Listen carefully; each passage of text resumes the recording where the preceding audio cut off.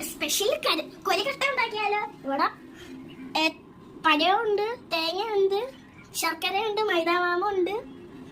ഇതിനകത്ത് അരിമാവ് ഇടാം. ഉപ്പും കൂടി ചേർത്ത് കൊടുക്കാം. നന്നായിട്ട് ഇത് കുരച്ചെടുക്കാം. ആവശ്യത്തിന് ചൂടുവെള്ളം കൂടി ചേർക്കുക. കുറച്ചു നേരം അടച്ചു വെക്കാം. അടുത്തതായി കുറച്ച് തേങ്ങ എടുക്കുക. അതിലേക്ക് കുറച്ച് ശർക്കര ഇട്ട് കൊടുക്കുക. ഏലക്ക ഇതിലേക്ക് ഇട്ടുകൊടുക്കുക. യോജിപ്പിക്കുക. മാവ് ബോളിന്റെ ഷേപ്പിലാക്കുക. ത്തേക്ക് തേങ്ങ വെച്ച് കൊടുക്കുക.